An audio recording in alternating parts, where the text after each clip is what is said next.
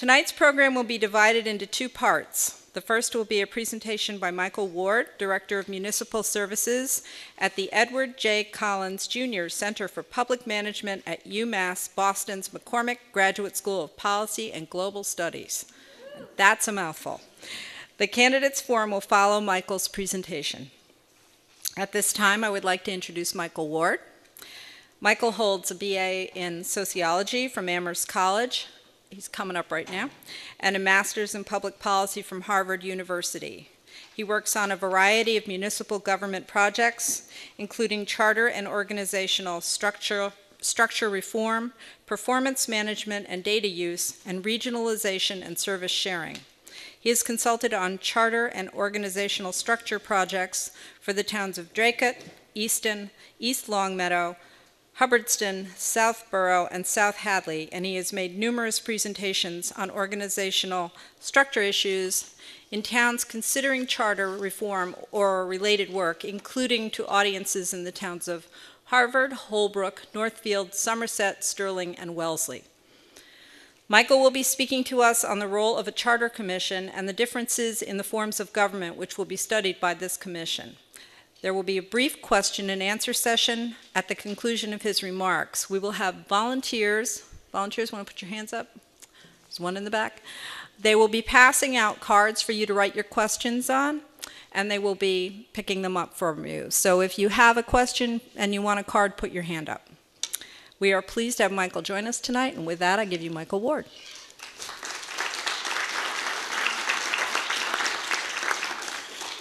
The connection on this laptop sometimes goes on the fritz, so I'm trying to be delicate as I walk up here and get it.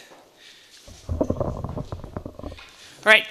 Good evening, and thank you all for attending and participating in all of the various ways that you are.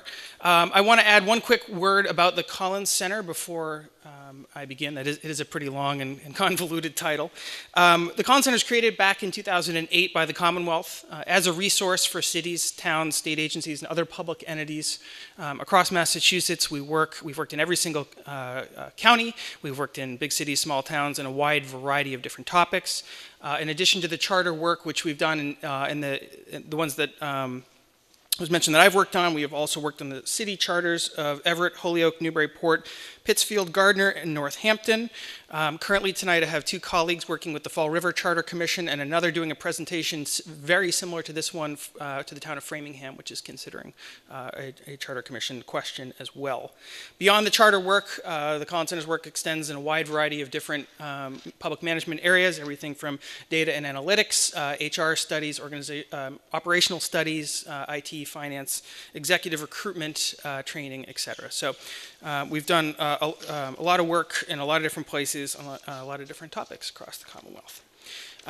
But tonight I've been asked here to address three questions related to the question that's all on your minds. First of all, what is a charter? Second of all, what is a charter commission? And third, what are the range of options available to a charter commission? Before I do that, I want to do one last thing. I want to step back a little bit, or actually step way back, and kind of connect this to the town's history. So that right there is the Act of Incorporation of the Town of Amherst, Chapter 12 of the Acts of and Resolves of 1759. That first page there is basically talking about how you're going to split off as a district from Hadley. And sort of what your responsibilities and rights are in doing that. And believe it or not, and this I was kind of interested and surprised at, page 2 there is mostly about the resident's role and requirements in quartering His Majesty's soldiers. You can be fined up to £5 sterling, apparently, for that. So that connects all the way back, a quarter of a millennium from when you were incorporated to this important discussion you're having tonight about what is the form that you want the town to take, if you want to make change, if any, and I think it's always nice to set that in a little bit of historical context. So the three questions that I have been asked to address. First, what is a charter? Well, charter is the foundational document of a city or town government. Some people call it or think of it like a constitution of the municipality, and in fact, the best definition I've ever seen from the National Civic League Guide for Charter Commissions says that Quote, "A charter is the foundation of a local government and functions as the municipal equivalent of a state or federal constitution, setting forth guiding principles for governance.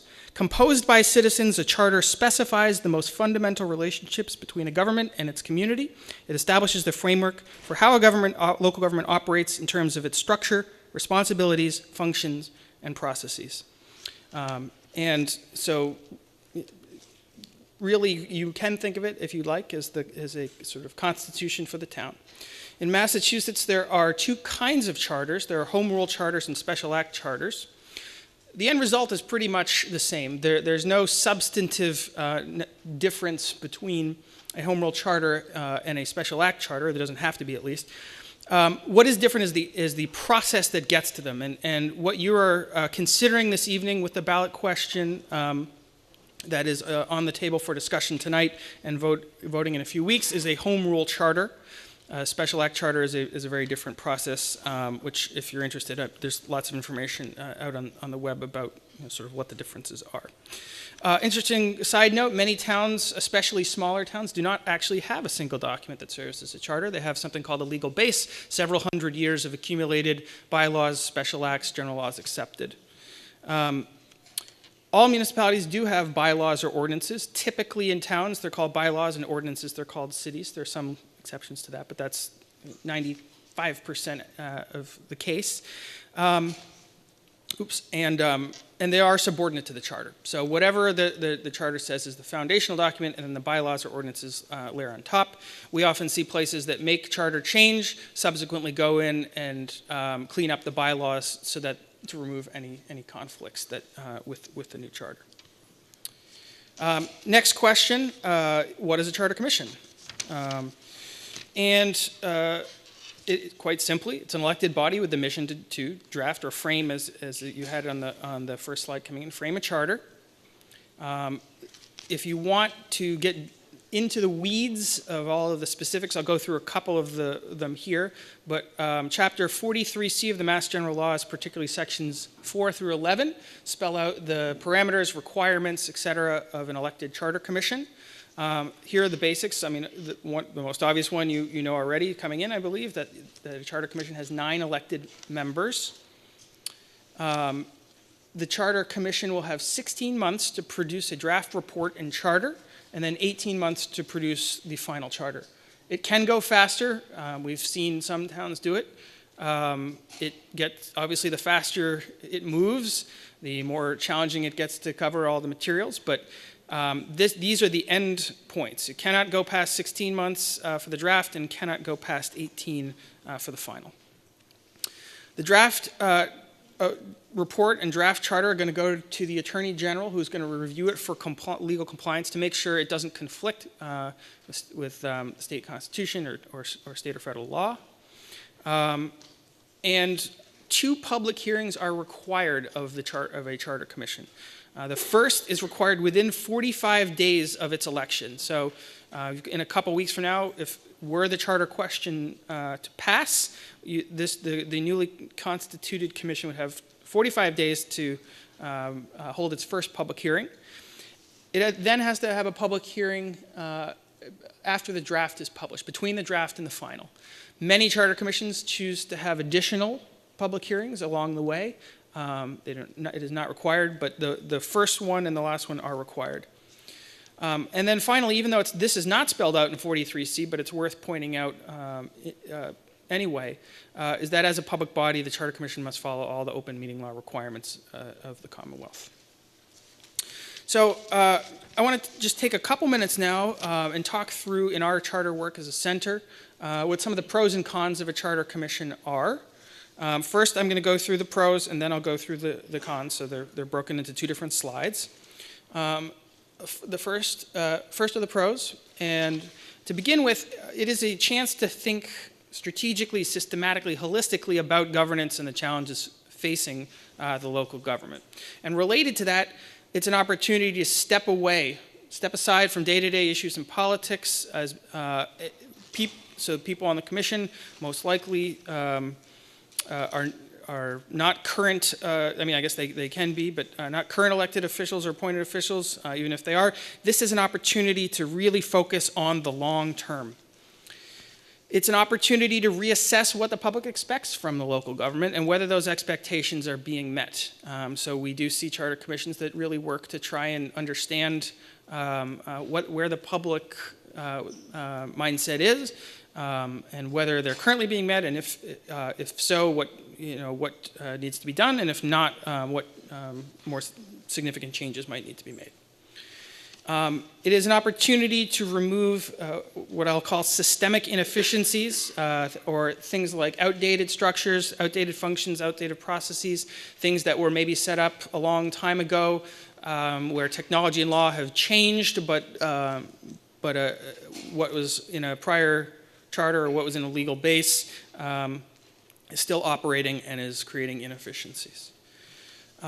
It provides an opportunity to increase clarity of roles and responsibilities.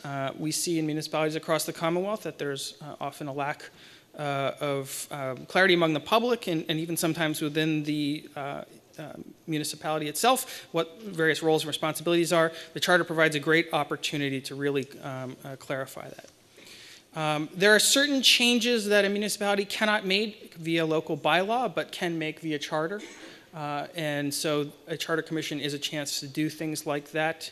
And some of them are narrow, some of them are large, but there's a variety of those that a charter offers the opportunity to, changes the opportunity to make that you couldn't make locally. And then finally, it can provide a stable foundation for future changes. So, if you're fixing some systemic issue, you then put yourself in a more solid foundation to move forward with other changes down the line. So those are the pros. Now, what are some of the cons? What are some of the reasons? So those are the reasons you might want a charter commission process. What are the reasons you might not want one? Well, it's hard, and it should be. Making fundamental change is not something that should be or is taken lightly. So that the process itself is difficult, and it's difficult in a variety of different ways, which I'm sure you can imagine. The work can be contentious. If there are existing conflicts, it can certainly exacerbate them or sort of build on them. And so we've seen places with charter commissions where contentiousness either increases or at least continues. A charter commission process is not a short-term solution. It is looking at the long term.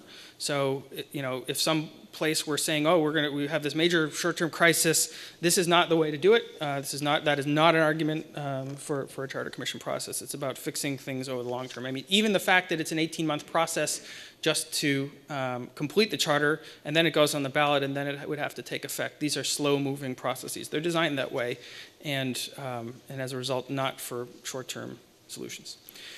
We've seen charters that otherwise might be, the charter itself might be sound and might work really well, but there are issues cropping up somehow in the transition. And the transition provisions, which we'll talk a little bit about at the end of my time here, are very, very important to get right to make sure that there aren't bumps in the road making some change from one form or structure to another. Number 5, after hard work, proposed charters are not always adopted. We've certainly seen them be rejected in various places, and so that is something to keep in mind as you begin this. And then related to that, if a charter, after going through all that, if a charter is not successful, we've seen places where that means that that's the bite at the apple. It takes quite a long time before people are ready to try again for some sort of change. So that's another potential thing to keep in mind. And then lastly, and this is a little more specific to Amherst specifically, but I know you have a town manager recruitment process underway, and just needing to be mindful about how those two things interact. So, shifting gears to the last question I was asked to address, what are the range of options available to a commission? I like to think of this as sort of what are the decision points that a charter commission faces.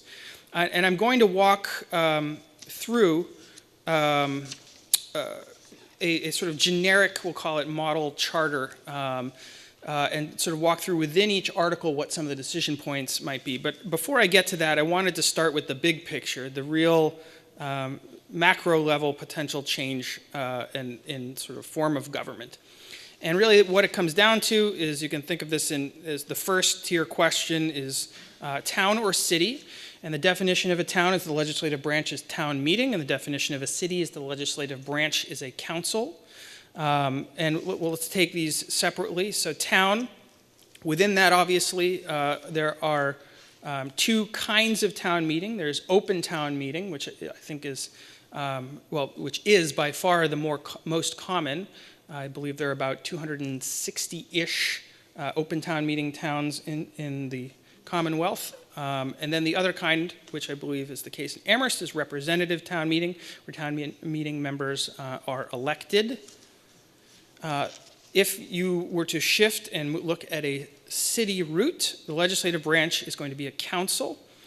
That can go by any number of different names. City council is the most common. Board of Aldermen, Common Council, Municipal Council, and then just to throw, because there's so many arcane and confusing things about when it comes to structures in Massachusetts local government, let me throw one twist in here. It could even be called a town council, and the reason that briefly that you can have a city with a town council is that there are approximately 20-25 municipalities in the Commonwealth that are called towns, but actually have a city form of government. I live in the city known as the town of Watertown. We won't get into why it's left that way, but keep in mind throughout this, even if you wanted the town of, if the Charter Commission should have come to be, wanted to put forth a city form, it could leave it the town of Amherst and still take a city form. Within the city, the most common way to distinguish between forms is by the executive, a mayor, an elected mayor leading the executive branch, or an appointed manager reporting to the council leading the executive branch. Same information looked at a slightly different way. You can look at the boxes there as the potential forms that a commission could consider. So on the side you have the main legislative forms: open town meeting, representative town meeting, or council.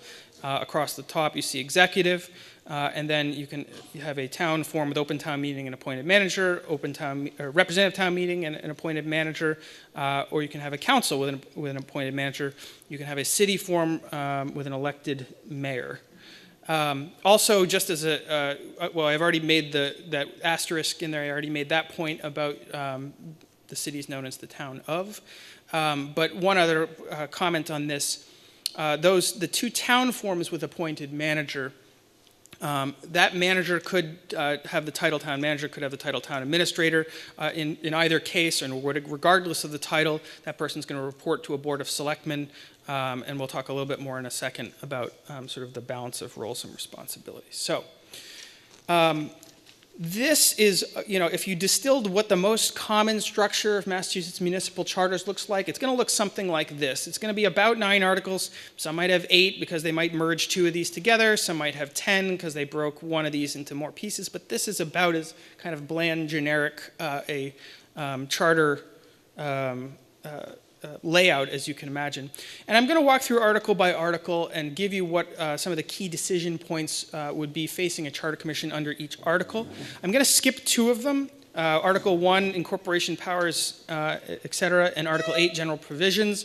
Most of that is boilerplate. Article 1 lays out the name of the municipality, states that it's a corporate body that is going to continue in existence with its same boundaries, and et cetera, that the legislative branch of the town will do this, and the executive Y. It's really generic boilerplate. Article 8 has a couple more things that decision points, but compared to the rest, it's definitely a bit lower down. It contains a lot of information about continuity of government. So after a transition, just all of the legal obligations that the town had previously incurred, all of unless spelled out otherwise, all the departments that currently exist will continue to exist, things like that. So I'm going to kind of skip those 2 for time purposes. And then just walk, it's still going to be pretty quick because there's not a lot of time, there's a lot to cover. Pretty quick through these articles here. So first, legislative branch, and again, I'm breaking this into the first slide here is town, and the second slide will be city. And then within that open town meeting, this article in a charter would look at when town meeting might be. It would set the date as before or after the annual town election, and they vary place to place. It would determine will open town meeting have a quorum? If so, what is it? It can also say there will be a quorum, but see the bylaws for that, and that's one mechanism of or one option rather. If it's representative town meeting, what's the size going to be, and what's the term of office going to be, and how many representatives will each precinct get. Now again, just a reminder, all of these here and everything I'm going to go through quickly, these are just examples. There are obviously lots more that go into these. I wanted to just give a little bit of a flavor of what the key decision points would be. So Article 2, legislative branch town, that is right here. If you were moving in a city direction, the legislative branch questions would start out fundamentally, what is the size of the city or town council going to be? The range in Massachusetts, 7 is the smallest, 24 is the largest. I think 9, 11, 13 is the most common range. Of those, how many are going to be elected at large, if any? How many are going to be elected by district, if any? And there's a couple on each side where it's all large and all district, and then most are a blend of the two. What's the term of council members going to be? In most cases it's 2, but in some cases it's 4, and I think there may have even been one with 3. What will the procedures be for filling a vacancy on the council? How will the council president or chair be chosen? In most cases, it's chosen from within the council. In 2 cases, including Watertown, where I live, the council president is elected separately from the rest of the council as council president. What positions and boards, if any, will the council appoint? Well, boards, if any. Positions, the council is almost assuredly going to have to appoint an executive of some kind. But what positions will they appoint, and then what boards, if any, will they appoint? So moving on to the executive branch, off in Article 3, if the direction that if the Charter Commission is going is for an appointed manager, some of the questions, the decision points that will be addressed, what will the position's authorities and responsibilities be? And the 2 most common and important that we here discussed the most and focused on the most and considered the most deeply are what are the appointment and personnel authority and responsibilities of the manager, what are the budgetary authorities and responsibilities. In addition to that, there's a whole slew of other potential authorities and responsibilities that can go in different places, and so which of those come under the appointed manager administrator is another piece. Additionally, what's the hiring process going to look like? What's the review process going to look like? And what's the removal process going to look like? All of those will fall in likely in this article. For those that it is a town form, so you've got open town meeting and representative town meeting as the legislative branch.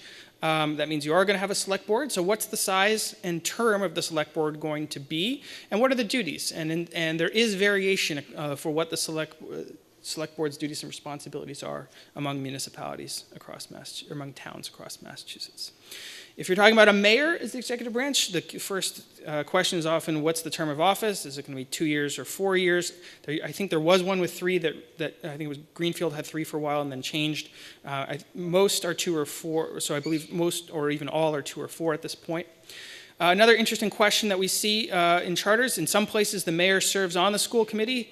In some cases, the mayor is the chair of the school committee. In some cases, the mayor can't be chair. So there's lots of ways to think about the interaction, if any, between what the mayor position is going to be and what the school committee is going to be. What are the appointment powers of the mayor going to be? Will there be any positions that the council checks the mayor with a, must approve or things like that? Or are there certain positions, and in some places, for example, the clerk, the city or town clerk, or the auditor will be appointed by the council, in some places will be appointed by the mayor. This very generic charter, Article 4, often would be something like other elected officials. In this case, so other than the legislative branch, are there going to be other boards, committees, and officials elected? in every place but Boston, that's going to be the school committee for sure. In every place that is a town form with a town meeting, the moderator is elected. Other than that, there's a lot of flexibility between what boards and committees are elected and what are appointed. So assuming there are elected multiple member bodies, and actually, well, certainly there would be school committee, but how big are they going to be? How many members are there? What are the terms going to be? If you have other elected positions that you are creating or retaining, an elected clerk or something like that, what's the term going to be of that position? Article 5 is often a financial policies and procedures that will outline in very basic form what the budget process looks like. This is a great example of an issue where there's a fine line between putting in so much in the charter that it locks the process in and doesn't provide the flexibility if there are changes in that are going to affect the budget process outside of the town's control, but at the same time putting enough in that it spells out what the Charter Commission thinks the town wants the budget process to look like. If the municipality is still a town form of government, there will be a finance committee, and so figuring out what the role of finance committee in the budget process is. A lot of articles include something about capital planning, either creating a capital planning committee or at least spelling out what are some of the parameters of a capital planning process. And then some take this as an opportunity to put in other financial policies or procedures, requirements for an annual external audit, things like that. Article 6 might be something like administrative organization. A couple pieces there would be things like, okay, so there's an interest in the town in reorganizing departments. What are the provisions? How does that work? What's the process look like? What can be done? What can't be done? Will there be multiple routes to doing it? Some places it's only the executive that can launch a reorganization with the approval of the legislative. In some cases, both sides can launch it with approval of the other. So there's a bunch of different ways of going about that.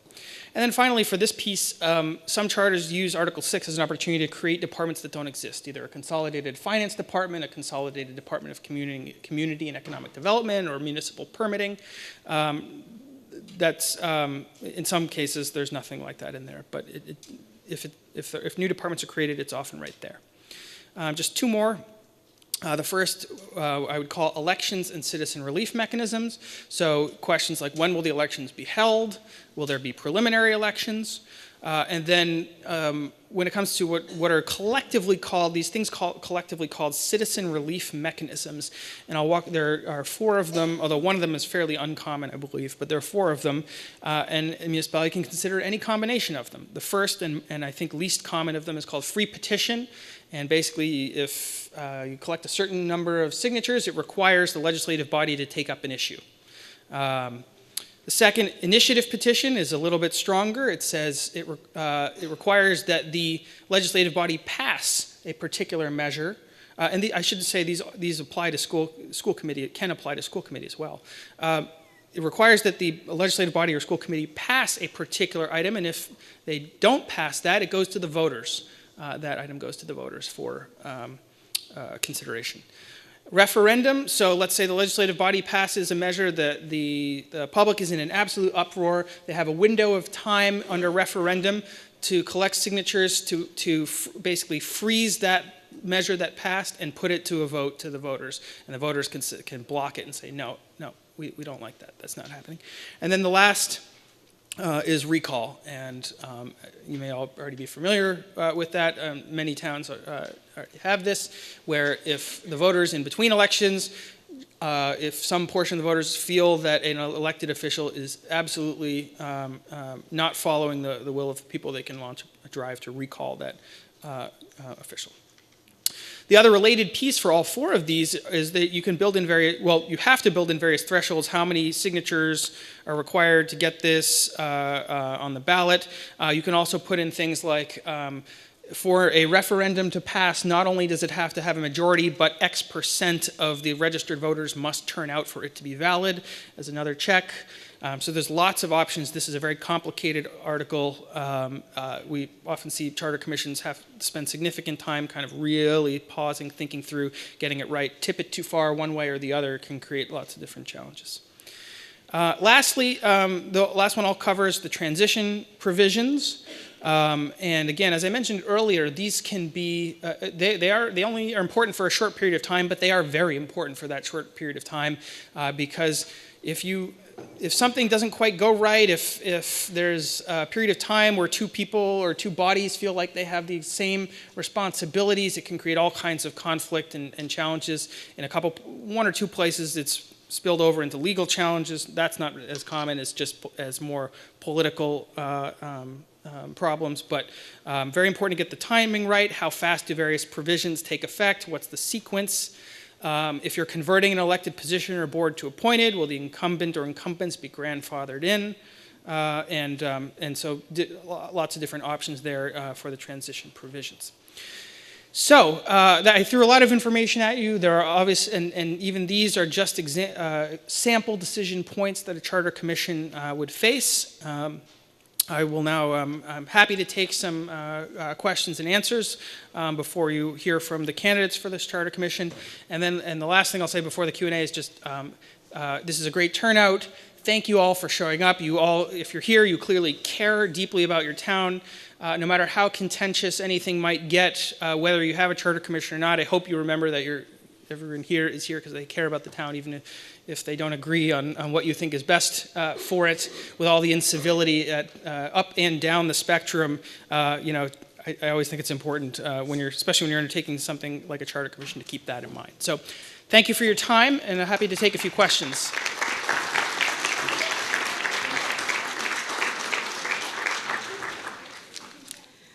What is the difference in terms of power dynamics and citizen participation between mayor and council and town manager and council? Difference in power dynamics and citizen participation between mayor council and manager council. Okay, so two questions there. I would say in terms of power dynamics first. If you're thinking about the difference, fundamentally when you've got a mayor and a council, the position of mayor, you now have within it both the statutory executive authority and the political power that comes with being an elected official. And so that does provide the mayor, I think, some significant heft.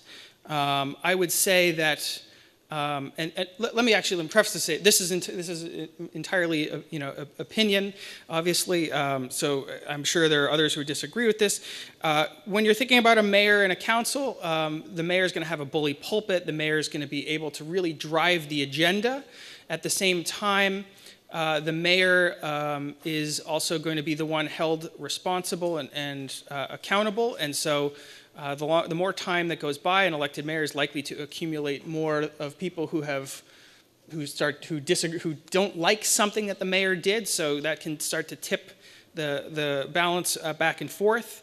I would say my, again, personal opinion a little bit here, that the range of outcomes with a mayor is greater on both ends. If you have an elected mayor who is really, really good, and you've combined the statutory and political power in that person, their ability to draw resources into the town, to galvanize the town behind, or the city, I should say, sorry, behind a particular idea is very powerful. On the other hand, on the other extreme, if there is a not so good mayor, I think the problems that can develop more seriously and more quickly than there would with a manager. A manager is obviously always going to be reporting to a council, and is going to have to, at any given time, make sure that the council is basically okay with what he or she is doing. In terms of citizen participation, that's a fascinating question. I think citizen participation can be built in a variety of different ways. Certainly, I think a mayoral election can probably drive out turnout. In a way that a council election may not be able to. Again, I'm speculating a little bit there. At the same time, obviously, if you have a council and you have more people who are going to be more responsible both for the legislative and for appointing the executive, so that may draw out people who are interested as well. So.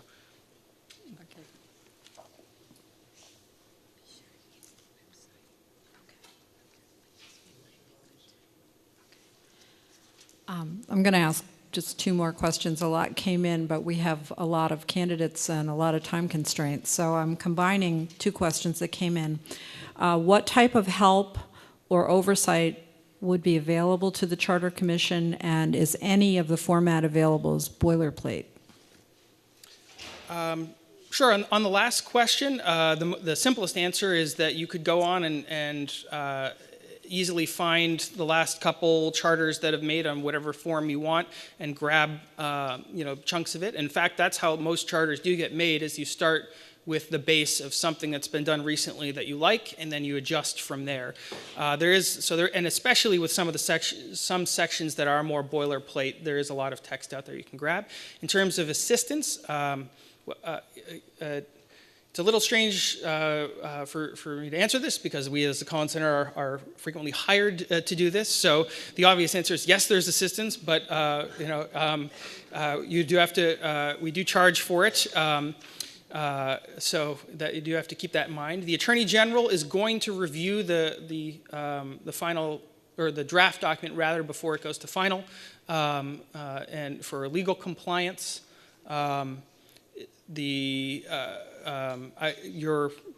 Very likely your own local legal counsel you'd want to put it before them and get their review of it as well. So there are numerous ways you will and can get additional assistance. May minor changes be made to a charter by any procedure other than through a charter commission? Yes, it is spelled out in 43C. I forget which sections, but there are certain changes, and I'm gonna I'm gonna not try and guess which ones at this point, because I'm a little rusty on that piece. But there are certain changes that are not major that you can make after a charter review that do not require a full charter commission, for sure. I would encourage you to look at 43C, and it'll probably even say which section will spell that out for you. So. And last but not least, is this PowerPoint available, and do you have a website? I believe the community access station was going to be, yep, okay, so yeah, it will be available. We do have a website. If you go to UMass Boston, if you Google UMass Boston Collins Center, will come up. I'll also leave a couple of my cards with the league if people have any further follow-up questions. So, great. Thank you. Yeah, thank you all very much.